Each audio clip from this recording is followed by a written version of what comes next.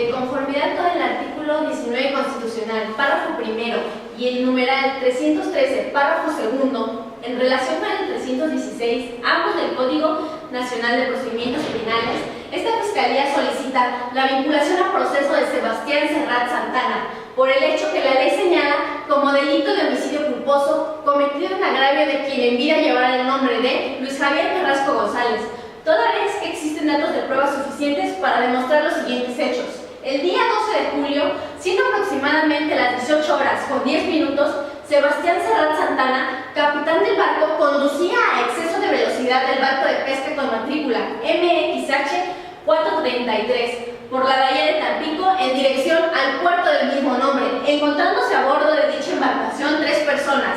el ahora occiso, la esposa de este y un amigo. Cuando a 3 millas náuticas cerca de la costa, el capitán giró el timón de forma intempestiva, al percatarse de que su trayectoria se encontraba un risco, el cual no pudo evitar, por lo que el barco se volcó y se impactó contra el mismo, lo que provocó que el tripulante Luis Javier Carrasco González saliera proyectado, cayendo al agua y golpeándose fuertemente la cabeza con una roca, ocasionándole un traumatismo craneoencefálico, siendo dicha lesión lo que ocasionó su muerte. Hechos cuya calificación jurídica se encuentra prevista y sancionada por el artículo 302 en relación con el 303 y 304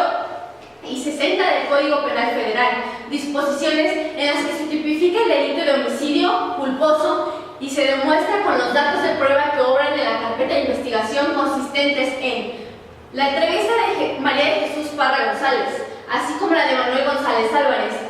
el informe policial de Rosalía Ruiz Gómez, la declaración ministerial de Sebastián Serrat Santana y el dictamen de necropsia del doctor Miguel Moreno Villalobos. Lo anterior en razón de que Luis Javier Carrasco González, el día 12 de julio del 2014, antes de las 18 horas con 10 minutos, se encontraba con vida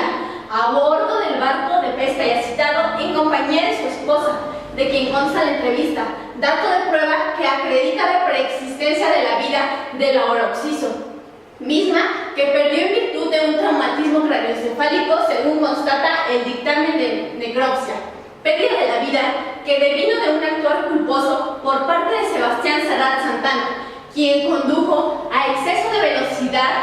y pese a que es un profesional en la navegación, no advirtió la presencia de un risco, realizando de manera inesperada un giro en timón, lo cual no evitó que el barco se volcara e impactara contra el risco, lo que provocó que debido a la velocidad, Luis Javier Carrasco saliera proyectado y se golpeara fuertemente en la cabeza con una roca, lo que se puede advertir de la entrevista de la testigo María de Jesús Parra González y que a su vez corrobora la agente de policía Rosalía Ruiz Gómez, quien tomó conocimiento del hecho, dato de prueba que acredita la infracción en un deber de cuidado que originó el hecho, conjuntamente con no haber atendido que una semana antes fue bastante tormentoso, presentándose fuertes corrientes de aire y mareas altas, lo que según la experiencia debió tomar en cuenta antes de actuar como lo hizo, lo que fue narrado por el capitán del puerto Manuel González Álvarez, de quien consta la entrevista. Por lo anterior, es que se vulneraron los deberes de cuidado previstos en el artículo 116 del reglamento de la Ley de Navegación, que debió observar según las circunstancias y condiciones personales, por lo que se reitera que se encuentra acreditado el hecho posiblemente constitutivo del delito de homicidio culposo cometido en agravio del ahora occiso, toda vez que fue el inculpado quien condujo el barco según las circunstancias de modo, tiempo y lugar ya citadas y acreditadas, por lo que fue el imputado quien puso la condición culposa en calidad de autor material y siendo además quien tenía el dominio funcional del hecho, ya que la conducta que desplegó fue la que ocasionó la muerte de Luis Javier Carrasco González, acreditándose el delito de homicidio culposo imputado a Sebastián Serrat Santana en agravio de el ahora occiso Luis Javier Carrasco González, con fundamento del artículo 302 en relación con el 303, 304 y 60 del Código Penal Federal, por lo que esta Fiscalía solicita la vinculación a proceso en los términos y fundamentos ya citados. Es todo.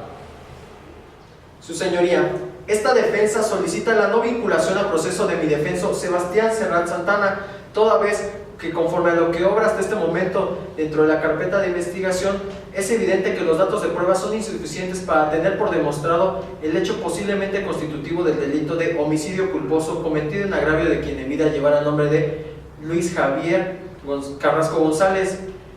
ilícito previsto en el artículo 302, 303, 304 y 60 del Código Penal Federal. Lo anterior se dice así, puesto que no se encuentran culminados los artículos 19, párrafo primero de la Constitución Política de los Estados Unidos Mexicanos, así como el diverso 313, segundo párrafo, y 316, ambos del Código Nacional de Procedimientos Penales. Luego, conforme a la imputación respecto de los hechos que hace la Fiscalía a mi defenso, los mismos son incorrectos, pues si bien manifiesta que Sebastián Serrat Santana el día 12 de julio de 2014, siendo aproximadamente las 18 horas con 10 minutos, se encontraba conduciendo el barco pesquero con matrícula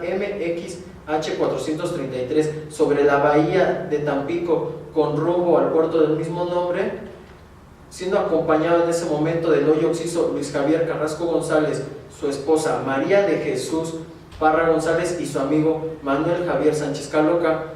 Entonces, al ir circulando a exceso de velocidad, es que no se pudo percatar que aproximadamente a 3 millas náuticas de la costa se encontraba un risco con el que se impactó, pues no lo pudo evitar a su paso. Saliendo proyectados así entonces el occiso y su amigo, generándose el traumatismo craneoencefálico que originó la muerte del primero. Sin embargo, dichos hechos no le pueden ser atribuibles a mi defenso, pues fue el propio Luis Javier quien colocó las condiciones necesarias para que se generara el ilícito que nos ocupa, ya que amenazó en un primer momento a Sebastián que de no llevarlo por dicha zona le daría cuenta de eso a su jefe, quien además es su amigo y con el que entabla negociaciones, por lo que Sebastián, ante el temor de ser despedido, es que dio acato a lo solicitado, no obstante que minutos antes le había manifestado a Luis Javier que circular por dicha zona era de suma peligrosidad. Así entonces, no le era exigible que a mi defenso que se condujera de una diversa forma. En este mismo orden, al momento de circular a bordo de la embarcación, siempre tomó en cuenta las medidas necesarias, puesto que no circulaba a exceso de velocidad y tomó en consideración lo que obraba en el plotter y en la carta náutica, que son los instrumentos de navegación necesarios para que él pudiera percatarse de los objetos que había a su alrededor. Sin embargo, en esa ocasión no pudieron percibir el riesgo con el que se impactó, actualizándose aquí entonces un caso fortuito que le debe de asistir en este momento a Sebastián. Dichos hechos que he narrado encuadran perfectamente las causas de inexistencia del delito contempladas en el artículo 15, fracción novena y fracción décima del Código Penal Federal. Aunado a lo anterior, la Fiscalía no logra determinar de manera fehaciente el nexo causal entre la conducta desplegada por Sebastián y la lesión que presentó Luis Javier, pues tomaron en consideración un dictamen pericial que carece de legalidad, ya que el doctor Miguel Moreno Villalobos no estableció que dicha lesión fuera considerada como mortal, es decir, no acató lo establecido en el artículo 303 del Código Penal Federal. Así entonces, por cuanto vean los datos de prueba que esta defensa impugna, se cuenta con la entrevista realizada a María de Jesús Parra González, ya que su dicho es subjetivo, pues es la esposa del occiso, por lo que manifiesta hechos que no son acordes a la realidad. Luego se encuentra aislado, pues la Fiscalía no entrevistó a Manuel Javier Sánchez Caloca, quien es el que también encontraba a bordo de la embarcación. Finalmente es contradictorio a lo que obra hasta este momento la carpeta de investigación, ya que manifestó que mi defenso trató de huir en una balsa inflable que él mismo había inflado. Sin embargo, de la entrevista realizada a Manuel González Álvarez, quien es capitán y auxilió en su rescate, manifestó que sí vio a Sebastián inflando la balsa, pero nunca lo coloca a él dentro de ella, ni siquiera intentando huir en la misma. Finalmente, por lo que va el dato de prueba consistente en el dictamen pericial del doctor Miguel Moreno Villalobos, el mismo he manifestado que carece de legalidad, ya que no fue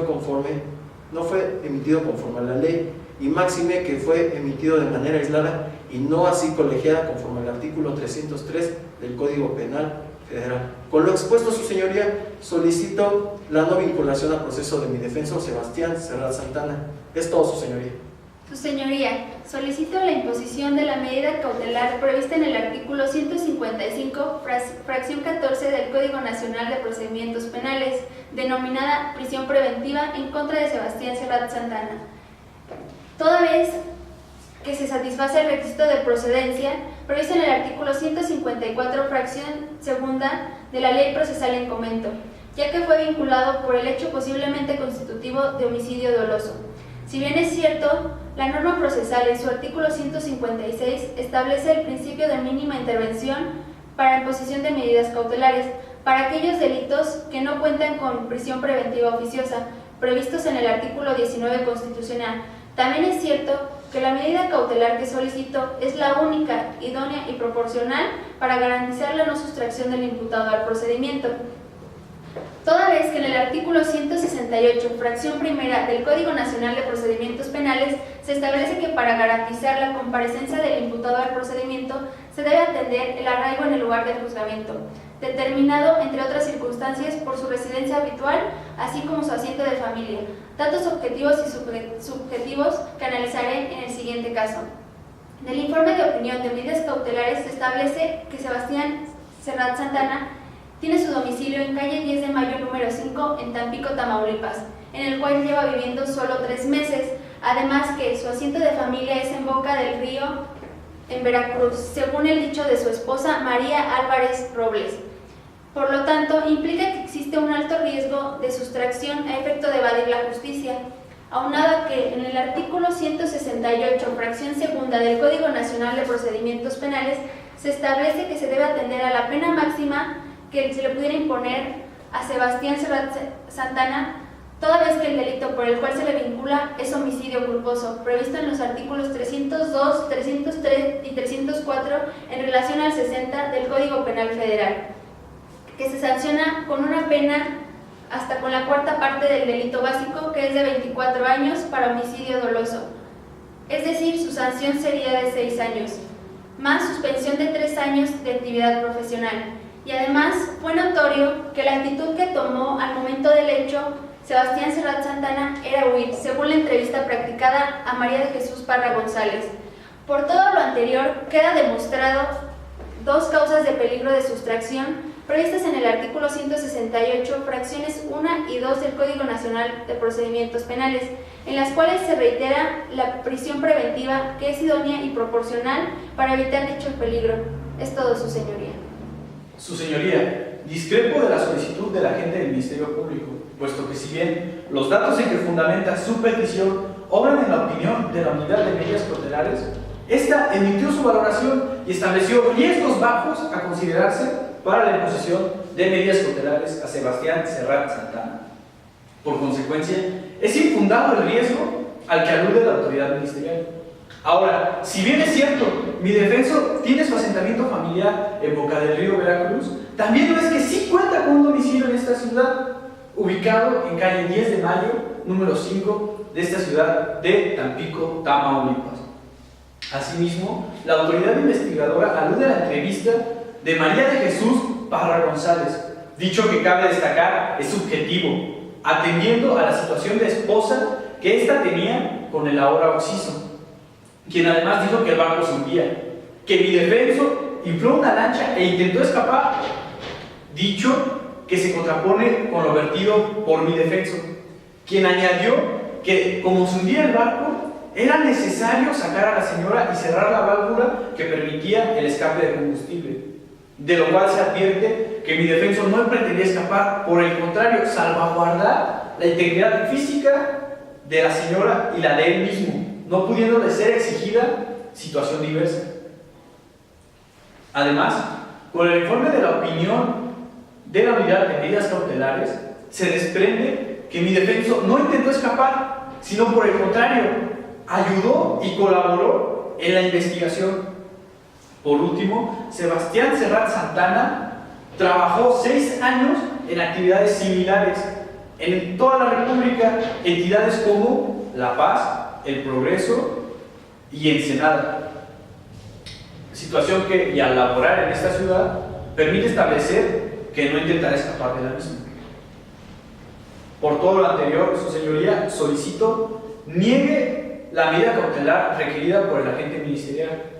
y, por el contrario, dicte la medida cautelar de residir en su domicilio de esta ciudad de Tampico, Tamaulipas, de conformidad a la fracción quinta del artículo 155 del Código Nacional de Procedimientos Penales, al ser esta la medida más idónea y proporcional, acorde al principio de mínima intervención, que garantizará la no sustracción de la justicia de mi defenso. Además, mi cliente está dispuesto a depositar 5,000 pesos y presentarse ante la autoridad a efecto de garantizar que atenderá todas las citaciones de conformidad a la fracción primera y segunda del artículo 155 del Código Nacional de Procedimientos Penales. Por todo lo anterior y con las medidas ya citadas, se elimina el peligro de sustracción al que alude el agente ministerial. Es todo, su señoría.